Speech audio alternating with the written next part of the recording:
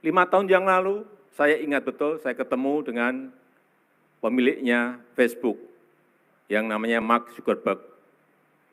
Saya diajak saat itu main pingpong, tapi tidak ada bola pingpongnya, tidak ada meja pingpongnya. Maka kacamata, Oculus, kemudian main bersama. Sama kayak main pingpong persis 100%. Tak, tok, tak, tok, tak. Keringetan juga. Dan dia membisikkan kepada saya, Presiden Jokowi ini baru awal. Nantinya semuanya akan virtual, semuanya akan muncul yang namanya metaverse. Restoran virtual, kantor virtual, wisata virtual, mall virtual. Hati-hati mensikapi ini. Dan NU, karena di dalam temanya berkhidmat untuk peradaban dunia, hati-hati memang peradaban itu harus kita pengaruhi. Agar maslahat bagi umat manusia di seluruh dunia, khususnya di negara kita, Indonesia.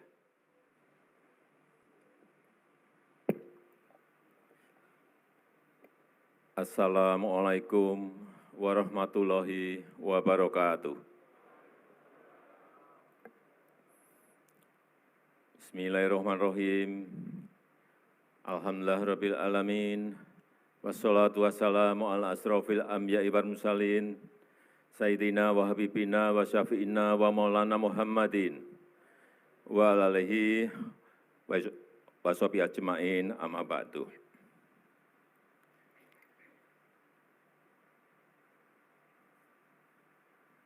Yang saya hormati, yang saya muliakan Wakil Presiden Republik Indonesia sekaligus Mustasyar PBNU Profesor Dr. Kiai Haji Ma'ruf Amin beserta Ibu.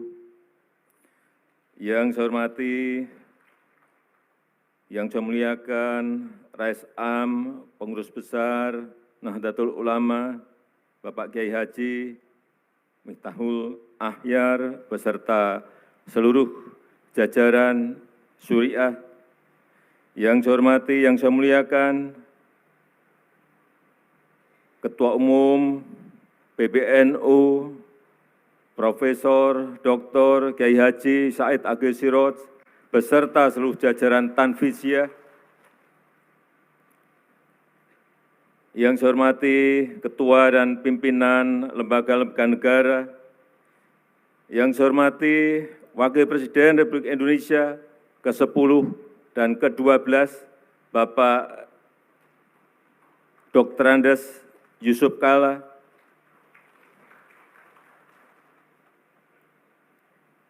yang saya hormati para Menteri Kabinet Indonesia Maju yang hadir,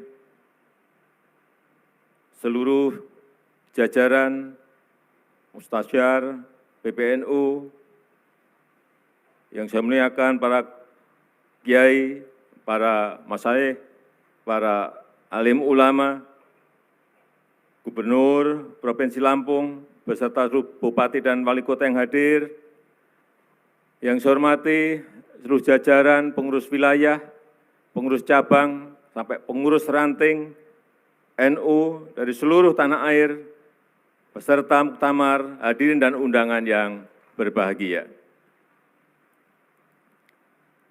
Pertama-tama atas nama pemerintah, atas nama masyarakat, atas nama negara, saya menyampaikan terima kasih dan penghargaan yang tinggi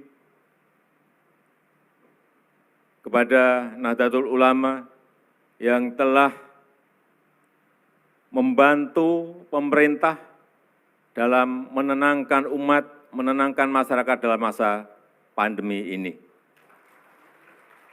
Yang kedua juga terima kasih untuk Nahdlatul Ulama yang juga telah mengajak masyarakat untuk mentaati protokol kesehatan dan mengajak masyarakat untuk berbondong-bondong ikut dalam program vaksinasi. Ini saya rasakan betul betapa ajakan para kiai, ajakan para ulama betul-betul berdampak pada meningkatnya keinginan masyarakat untuk ikut vaksinasi. Pada awal-awal program vaksinasi, begitu keluar yang namanya vaksin AstraZeneca, banyak daerah yang tidak mau mengambil. Padahal saat itu stok yang banyak adalah AstraZeneca. Tetapi begitu saat itu ada telepon dari para kiai dari Jawa Timur, Pak Presiden, silahkan semuanya vaksin dikirim ke Jawa Timur, kami terima. Besoknya saya ke Jawa Timur, betul, para kiai berkumpul dan benar-benar semuanya mau menerima vaksin itu. Setelah itu, semua daerah satu persatu mau. Inilah pengaruh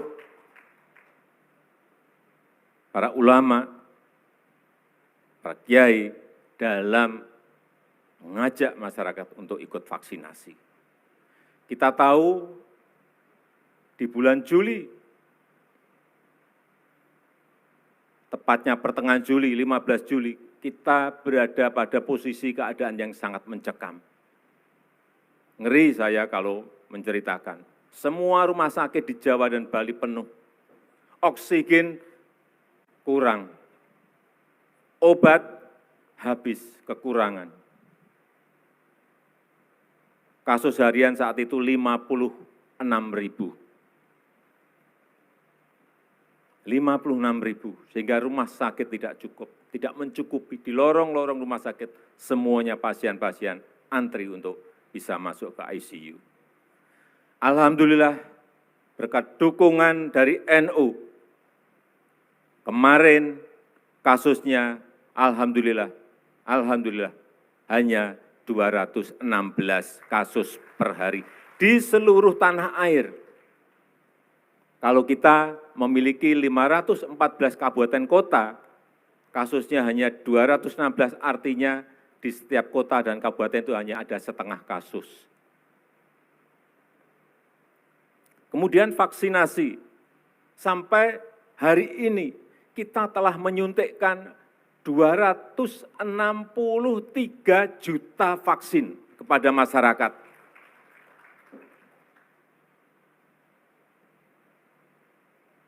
Bapak Kiai bisa membayangkan menyuntikkan kepada 263 juta kali suntikan. Itu sebuah pekerjaan yang sangat rumit, sangat kompleks. Belum membawa vaksinnya ke tempat-tempat yang sangat sulit di atas gunung, ke pulau-pulau kecil, dengan membawa perahu, dengan naik sepeda motor, membawa box untuk pendingin vaksin.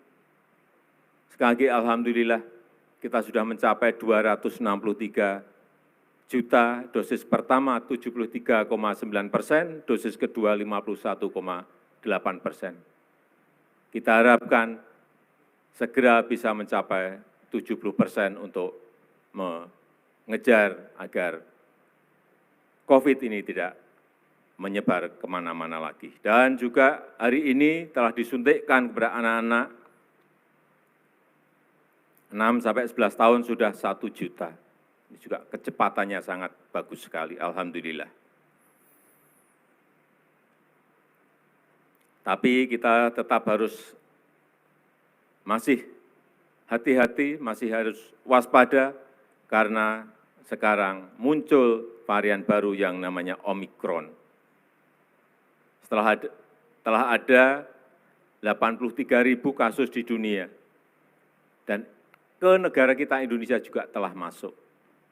Sehingga sekali lagi saya sangat mengapresiasi protokol kesehatan didampingi Satgas dalam muktamar ini dan insya Allah kita semuanya kembali ke daerah masing-masing dalam keadaan sehat. Yang kedua, yang berkaitan dengan ekonomi umat.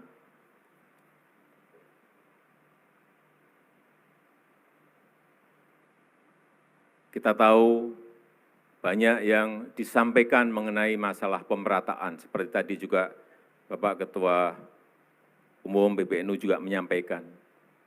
Memang kita harus berbicara apa adanya, pemerataan bukan sebuah hal yang gampang untuk dilakukan. Tetapi saya melihat bahwa kekuatan di NU sekarang, anak-anak muda yang pinter-pinter, santri-santrinya yang pinter-pinter, yang keluaran banyak dari universitas-universitas yang besar dari seluruh negara yang ada di dunia ini, apabila ini bisa dirajut dalam sebuah kekuatan lokomotif, saya meyakini ini bisa menarik gerbong yang ada di bawah untuk bersama-sama dalam rangka mensejahterakan kita semuanya. Saya menawarkan yang muda-muda ini dibuatkan sebuah wadah, bisa PT atau kelompok usaha, dan pemerintah, saya menyiapkan, kalau siap, saya menyiapkan konsesi.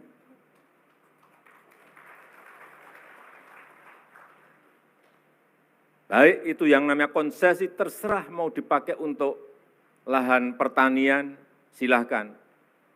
Saya juga ingin menyiapkan konsesi minerba.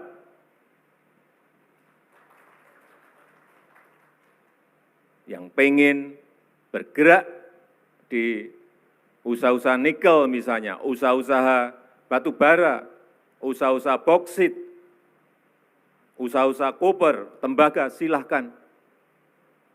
Tetapi sekali lagi, ini dalam sebuah kelompok usaha besar, sehingga nanti bisa menggeret, mengajak gerbong-gerbong yang lain untuk ikut menikmati. Ini memerlukan sebuah kerja besar, tetapi saya melihat potensi di Nahdlatul Ulama itu ada, tinggal merajutnya. Yang berkaitan dengan teknologi, saya melihat juga yang pinter-pinter urusan teknologi ini sangat banyak sekali di NU.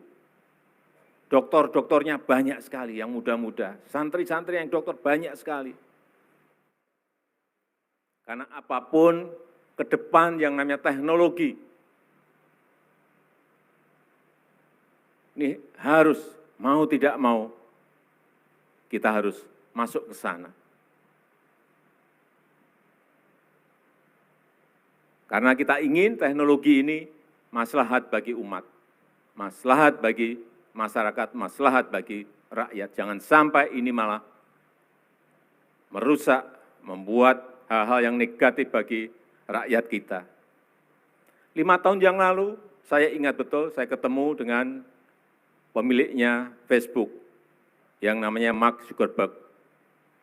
Saya diajak saat itu main pingpong, tapi tidak ada bola pingpongnya, tidak ada meja pingpongnya. Maka kacamata, Oculus, kemudian main bersama. Sama kayak main pingpong persis 100%. Tak, tok, tak, tok, tak. Keringetan juga. Dan dia membisikkan kepada saya, Presiden Jokowi, ini baru awal. Nantinya semuanya akan virtual, semuanya akan muncul yang namanya metaverse. restoran virtual, kantor virtual, wisata virtual, mall virtual. Hati-hati mensikapi ini. Dan NU, karena di dalam temanya berkhidmat untuk peradaban dunia, hati-hati memang peradaban itu harus kita pengaruhi agar maslahat bagi umat manusia di seluruh dunia, khususnya di negara kita, Indonesia. Nanti semuanya, dakwah virtual, pengajian virtual, tetapi betul-betul kayak kita ketemu seperti ini. Bukan seperti sekarang yang masih Vicon. Bukan.